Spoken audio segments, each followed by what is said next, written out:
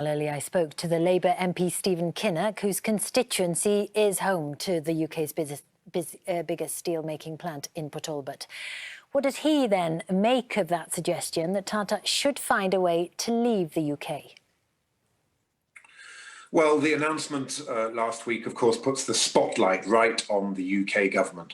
And the big question we have to ask the UK government is, do you want to have a UK steel industry or not? Given that steel is the foundation of our manufacturing sector, it's the offices we work in, the cars that we drive, the houses that we live in. So if we are going to have a strategic steel industry, the government has to step up to the plate and support Tata Steel, work in partnership with steel, also to manage the transition to a low carbon future. So what I would say to Mr. Kumar is, what is the alternative? If we're not going to have a British steel industry, are we just going to import all our steel from China, where their carbon footprint is much, much higher? You're shipping this stuff all around the world.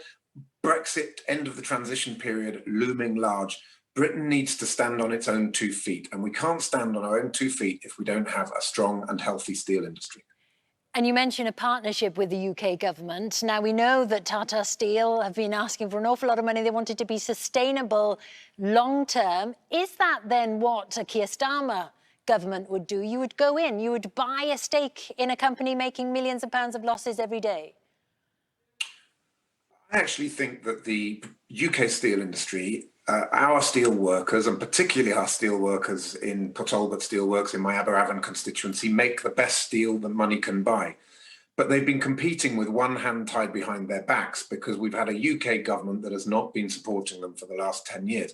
I actually think there's a mixture of policy measures and short-term support because of the cash flow crisis that's been caused by the COVID crisis, which would actually give a solid platform for our steel industry to compete. And on the specific so question, full nationalisation, I don't think is a necessity here. Should taxpayers' money go towards a company, as was raised in our film there, a pretty rich company in India? Should taxpayers' money go to prop them up?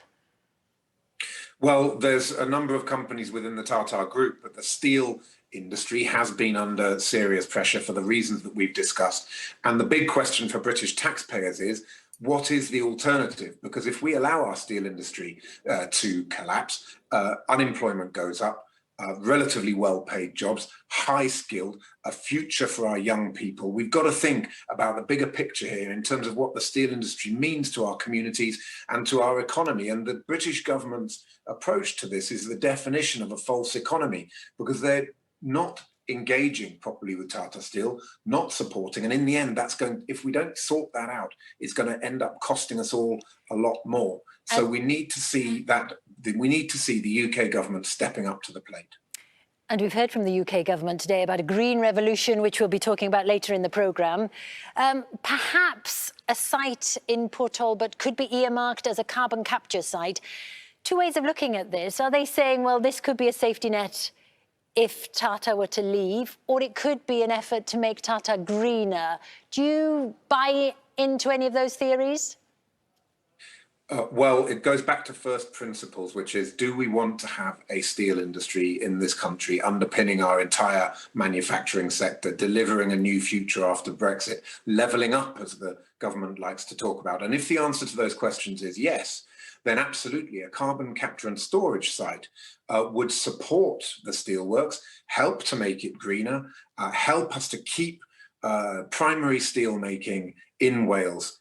We are a proud steel-making community with a workforce that makes the best steel that money can buy. We just need to unleash that potential, and it's up to the UK government to make that happen. And can I just ask you finally about your former boss? He's been allowed back into the party, but Keir Starmer won't allow him back in as an MP for Labour. Is that the correct decision?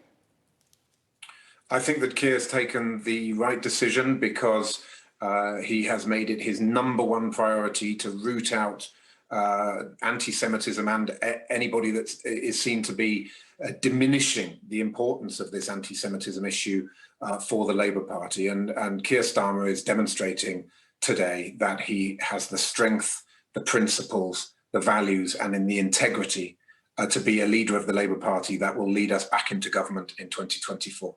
Stephen Kinnock, thank you very much. Thank you.